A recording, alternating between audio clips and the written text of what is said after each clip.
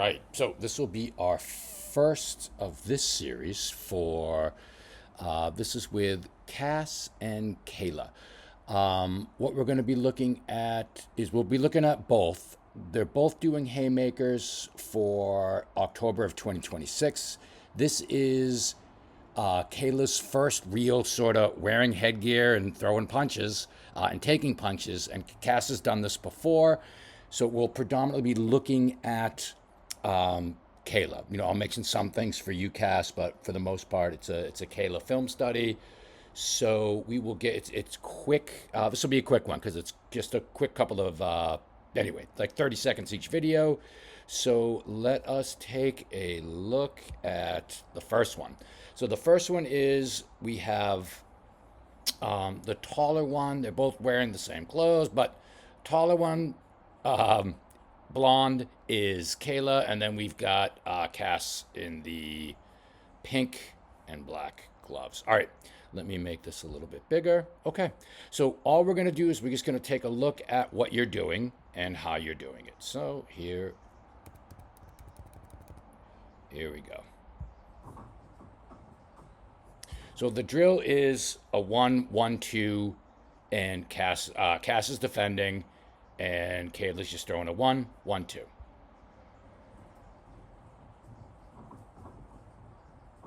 Good. So one of the things that we mentioned last night was if you watch your feet, it's the same exit every time. And if you notice too, you're not really going anywhere. So you've got all this movement that's not really taking you somewhere. So I'm going to watch those feet again. So you're bringing your front foot back to the back foot. See right there?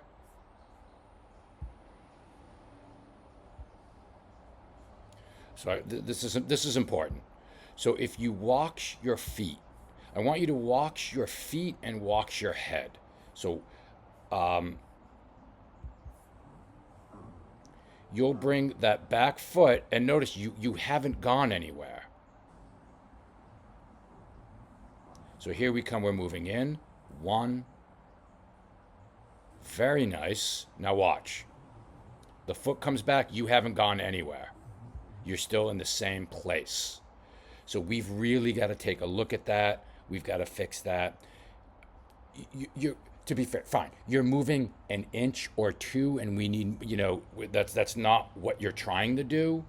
And so again, we'll be working on a footwork drill called Loesch, which will help with this, as well as Da Da Da, which we will get to. But for right now, it's important to notice that, and that we need to fix it. All right, once again. Boom, boom, boom, boom, boom, boom. Nice.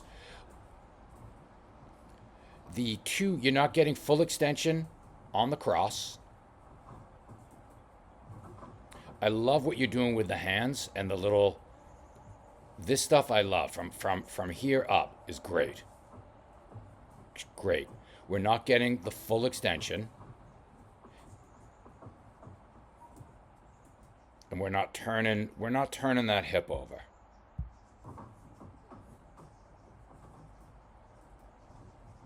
If you watch the back foot, it's not turning on the two.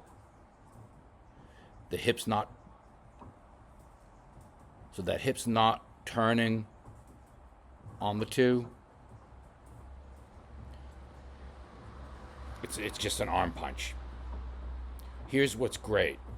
So here's what's great, that most people don't do this, and you're doing this. And this is what's super interesting about you. You've got some really great things. So one of the things that you're doing great, you don't drop the hands. They come right back. Boom, boom, boom. That right hand comes right back to your head. The left hand comes right back to your head. Maybe a little vacation, but some people just drop their fucking hands. And you do not drop them. And that is a great, great thing, and just a great habit to have. So this is spectacular. Boom, boom, boom.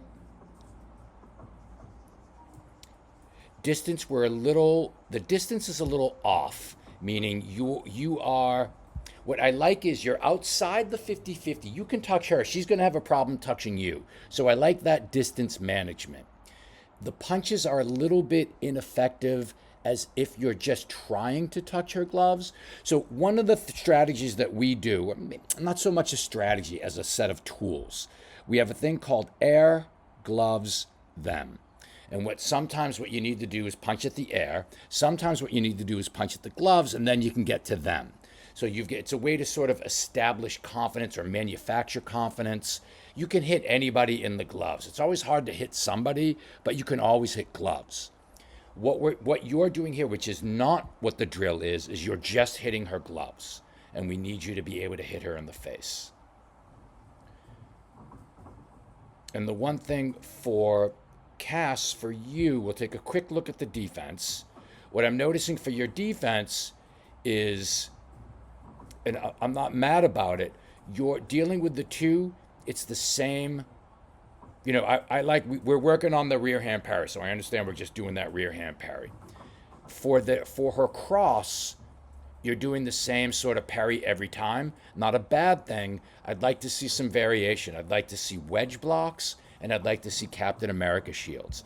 If you're unfamiliar, which I'm sure you are, because this is like you haven't worked with Lucky Punch yet, we'll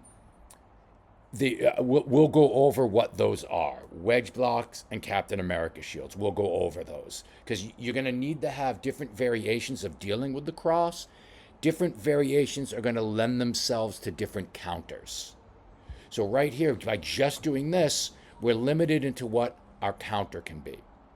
All right, so that is video number 1. Let's take a look at video numero 2, as I have cleverly named it.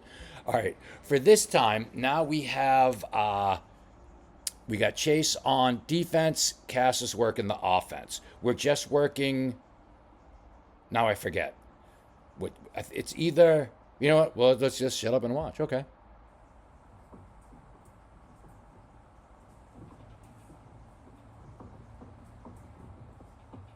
Nice. Great way. So we're working, if this was supposed to be just a single jab drill from Cass. What I do like is she threw a double jab and you handled that with a beautiful pop, beautiful parry. One of the things too that we went over is everybody knows sometimes parries drop down, like it just goes like an arm wrestling type of thing at the elbow and it goes whoomp like this, which is a really bad way to parry. You were doing that in the beginning. I mentioned it maybe twice, and then you don't do it anymore. That is just absolutely great. So let's watch here. Boom, just across. That one's a little gamey. Now, you let a little bit, it got away from you, but what I liked is there was no panic. You didn't drop the hand. You didn't do anything panicky. It was there, even though it was in the center, it was protecting you. There was no need to panic or to do anything sort of just uncool. You just, boom, you were there, you left it there for a second, you brought it back. It was where it needed to be. It went early, but it was where it needed to be. See right there, it was just, you didn't overshoot the mark. Everybody overshoots the mark, and I love that you didn't overshoot.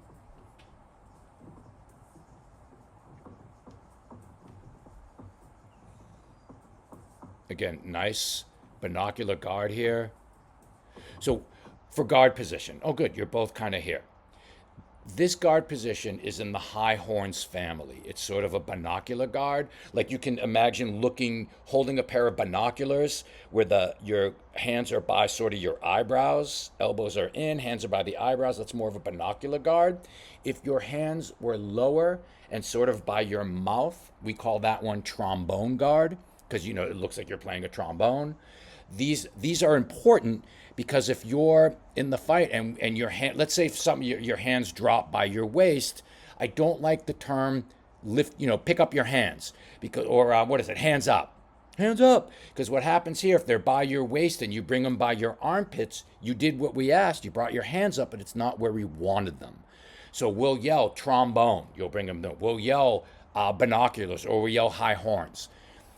high horns binoculars are two, and I'm sorry, high horns slash binoculars and trombone are two distinct positions for two distinct reasons. So if you're taking certain punches, you're going to need a high horns guard. Certain punches, you're going to need the trombone guard. All right, it's enough of that's foreshadow. Well, not foreshadow. It's just stuff that's coming. Nice parry. That one got away from you, and that one was the bad habit one, just to show everyone else where that, how the arm flattens like the arm wrestling. It's the only way, or yeah, the arm wrestling position. Right there. We want to go across. There we go. There we go. There we go. Beautiful parry work.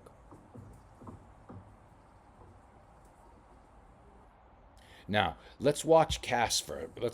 Cass got a great jab. Cass, the one problem, we talked about this a little last night, your jabs are all the same. Even like when you were doing some rounds with Derek, there's nothing wrong with that.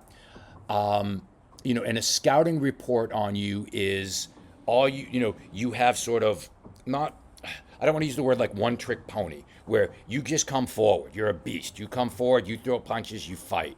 There's nothing wrong with that. What I'd like is some variation in that. Because if that's the scouting report now, then someone else is going to know that and to be able to pick up on that and be able to sort of have a game plan against someone that just comes forward and throws the jab like this. So if they're doing that, if that's their game plan of just, they're going to deal with you, okay, she's aggressive, this is what she does, and you don't have a plan B, you're going to be in some trouble. And you can apply as much pressure as you like, and it is going to work for you over and over and over again until it doesn't work for you. And in a haymakers fight, it could very well be absolutely fine and work for you. In the next phase of your development, if you're looking at Marciano next, if you're thinking about gloves at some point, that needs, you need a plan B, and you need reps and you need drills to do plan B. So that's something that we'll work on as well. It's not to say what you're doing is bad or not good.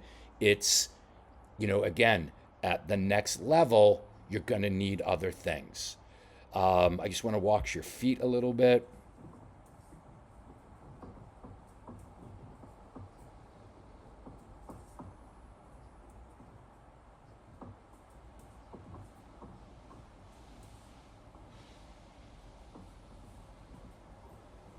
So you do have a little bit of an L step, not a terrible thing.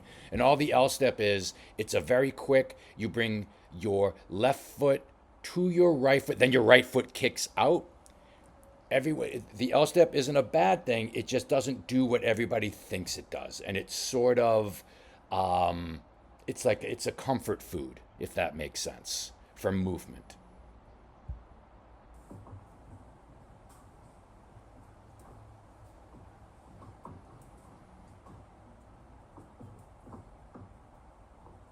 But good, Cash. You got again. You've got a fantastic foundation and fundamentals.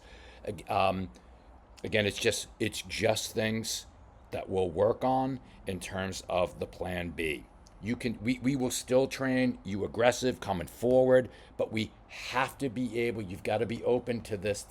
You've got to be able to have that plan B, because in your development, once you start getting into other competitions like Marciano, gloves, or anything else on the horizon, the women there are going to be, they're going to go, oh, okay. And they're going to know exactly how to deal with that sort of aggression. All right. That is it for this portion of the film study. If anyone watching, if you guys want your own film study on shadow boxing, partner work, bag work, drill work, sparring or fights, let me know. We can make a film study for you. Again, I'm Todd Paris from Lucky Punch Boxing, and thanks for watching, guys.